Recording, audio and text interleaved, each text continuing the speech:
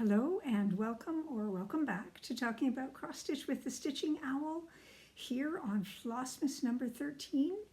Yes, it is a Friday the 13th, but I consider it lucky because it is the birthday of my sister-in-law, and I do consider it lucky that she is in our family. As we go forward, each of us is going to become busier as Christmas draws closer. We will definitely be using our stitching to center ourselves and find that moment of stillness that we need each day. Let's dive in to my advent calendars, and we will start with the Nordic countdown that is a creation of Roxy Floss Co. Evertote and Jacob of Modern Folk Embroidery. Now, this is our postcard of the day, and you'll see that it says St. Lucy's Day. So we'll notice that the crowns of candles that are being worn, now today we'd say that doesn't sound so safe. Hair can get on fire, but I'm sure it was beautiful. And Jacob again is inviting you very simply to visit him on the Modern Folk Embroidery Flosstube for another enjoyable chat with him. Now, our color for today was pink peppermint. Now, if I hold it against my top, one of the things that I really like about this, it's slight variegation, but it comes out so beautifully in the stitch. I would say this has quickly become one of my favorite pinks of Roxy Floss Co. So let's see where it was that we put it into the design. Here we are, and we notice that we definitely have some, it looks like flowers there. They were a lot of fun to stitch. And you can see what I mean about gentle variegation. And then there is a few stitches here. Now I must admit that while I was stitching those, I was wondering whether I should wait and see whether they're the feet of another bird and should have been a different color than pink. But I decided to trust the process and go with the color that they suggested. Now, I am going to say that it is important for day 12 that you realize right here that at the bottom of the page it said to use color of day 7, but the symbol was of day 1. Now, I hadn't watched Caroline's video yet, but I was like, it makes more sense to be day 1 than day 7, so I actually did it correctly by instinct alone. Probably one of the few times that'll work in this particular stitch. We still have headless cheerleaders. They do have feet now. And I think these are birds in the making and that that's a tail, but I don't know for sure. So we are about halfway through because this is the 13th. So I'm thinking we'll probably need to go below this soon because this is going to get very full very soon. And just as a gentle reminder, I am stitching with one strand of Roxy Floss on a Roxy die called Glacier. I chose the 20 count Ada because it's much easier to count when you're jumping around than doing something that is linen or even weave. Now for my Advent Calendar banner by the Tiny Modernist, today we have a lovely dove, and it's a peace dove. Look at that. Isn't that so sweet? Now I think that if I did that on a slightly bigger count, this is an 18 count jade that was dyed for this project, specifically for Stitches Central here in London. I think if I did it on a 16, it would be big enough to be an ornament all on its own. And then I will just gently say, when it comes to putting the eye into either people or animals, when we have a black or 3371X in the middle of a really light color, sometimes that X really stands out as an X and everything around it as a solid color. So one of the things that I do is I then put a plus sign on top of the X. So it is more three-dimensional and it's solid, so it doesn't look just like an X for the eye. I find that to be an effective way of working with the whole challenge of making eyes look like eyes. So this is developing very nicely. Certainly we've got room over here, here, one or two here, one or two here, space over here. And I don't know whether we'll have a solid line of something up here at some point to signify that this is the bottom. I have trimmed my fabric and there is room for another row there should I be instructed to stitch it. I continue to have a lot of fun and say that her patterns are easy to read. Now, in my stitching, I am going to take a little break and say that if I talk about the Magazine Monthly Cross Stitch Challenge group on Facebook, the acrostic this month was ice skate. So here is how I have done ice skate.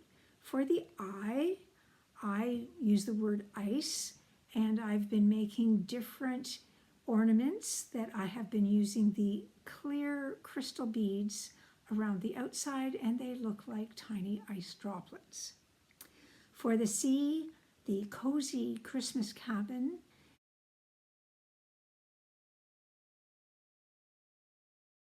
stitch, and I'm going to show you where I am of that right now. I got Christmas finished, and these sides are down and this most of the way across. It's been a busy morning in preparation as well as visit to mother, so I only put 2 strands in here, but I am over 80% done now. This is a 22 count Aida, and this is number 115 of Variegated Red by DMC. It is called Cozy Christmas Cabin, and it's by Jacob again. And then E, I said was for economical, and I know Contented Needleworker Kim is going, oh my goodness, Karen. So it was economical because I am using some free floss that was given to me at my Stitchy group. So this particular one was given to me by Deborah at Stitch North in spring. And then if I turn this over, this is the free pattern called A Christmas Gathering by Erica of Fibers and Floss.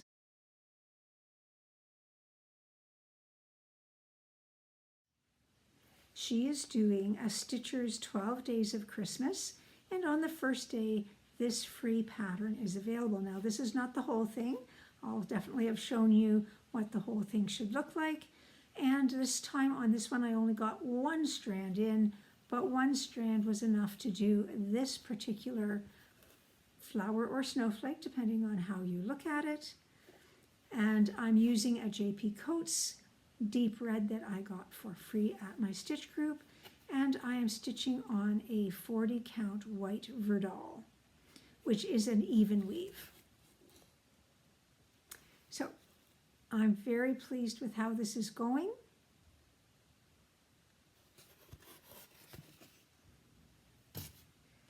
Now, when we go to S for Santa, I stitched a Santa into the tiny Modernist stitch.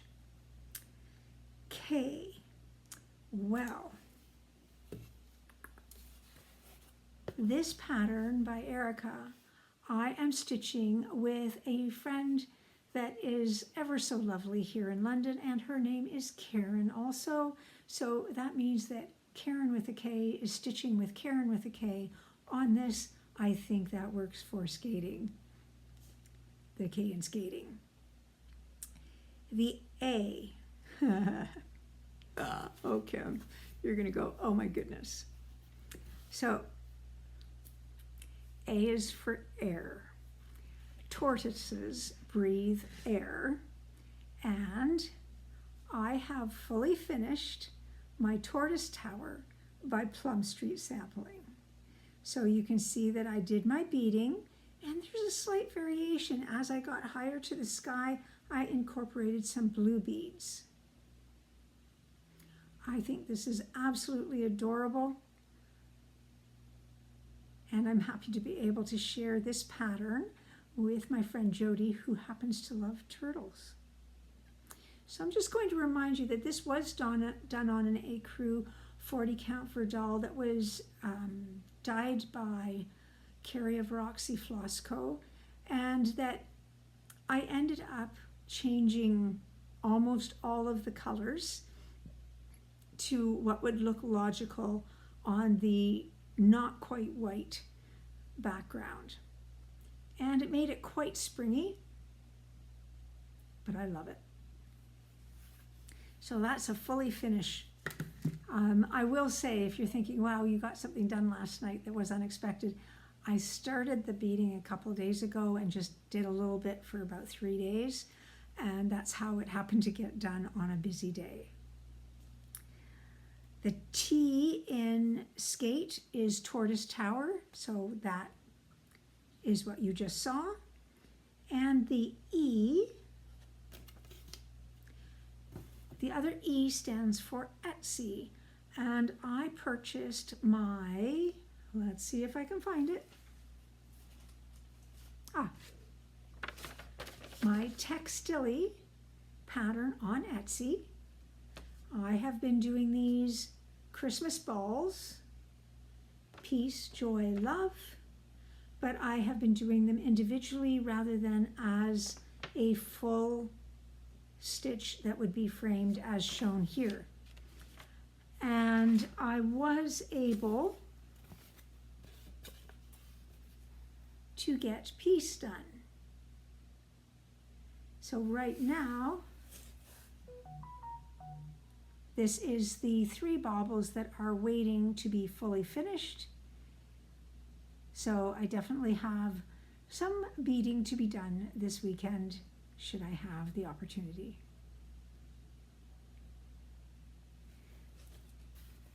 So this blue is a blue,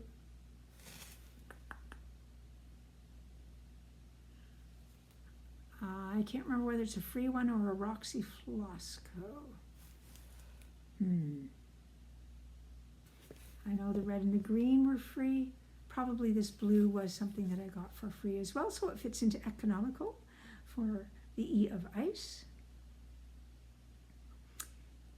I continue to be having a lot of fun doing the Textilly pattern. So there we have how I did the entire acrostic of ice skate using my Christmas stitches plus the Tortoise Tower. Now, what are we going to do next? Well, a couple of things that are just a fraction different. This Christmas, I am going to be giving each of my children something that my father made years ago. My father was a gifted woodworker, and he liked doing scroll saw. So this is one of his scroll saws for joy. Hang on, I'm going to put it right here so that you can see it better than against the other wood.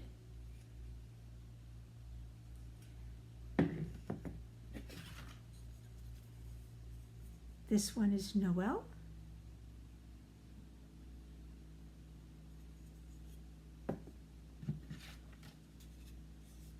And this one is a candle.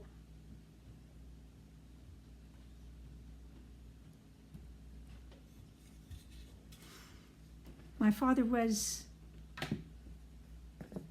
always busy either at the computer or at the woodworking area of our house. Yes, he spent his free time happily that way.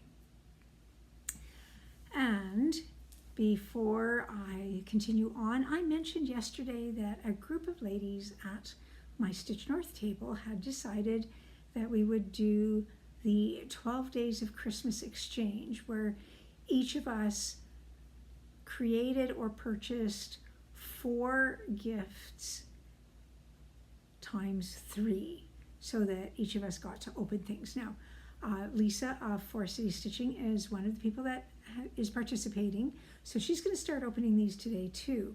Now, we have not predetermined which packages we are opening, so we might open the same one or we might not.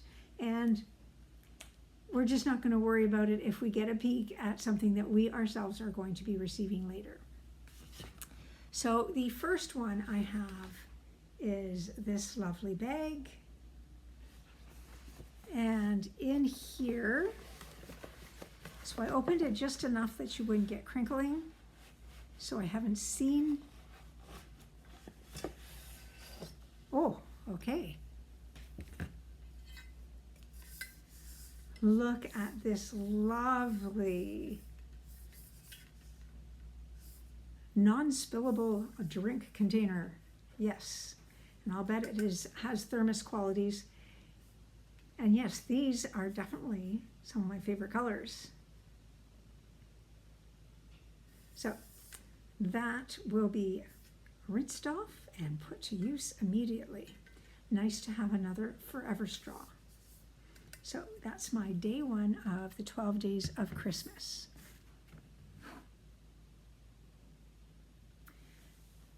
And now for my moment of thanks, I'm going to say I am very thankful that we have a crafting world so that we can use our talents, whether it be in knitting, crocheting, quilting, cross stitch, embroidery, woodworking. There's so many things that are crafting, and it is, as we always say, cheaper than therapy, and we end up with something beautiful in the end. So today I'm very thankful for crafting. Yesterday, in my moment for music, everyone did indeed identify Away in the Manger. I think you all recognized that there were the 2 different melodies that are available in most hymn books for Away in the Manger. There is actually a 3rd Away in the Manger. It just wasn't, I couldn't figure out a way to incorporate it in. I'll see whether I can manage that another day. For today's moment for music, I have a combo again of what I would consider a very familiar melody from art music literature, and a very familiar melody from the Christmas hymn category. So it would be fun to see how many of you can identify one or both of these melodies. So enjoy this presentation.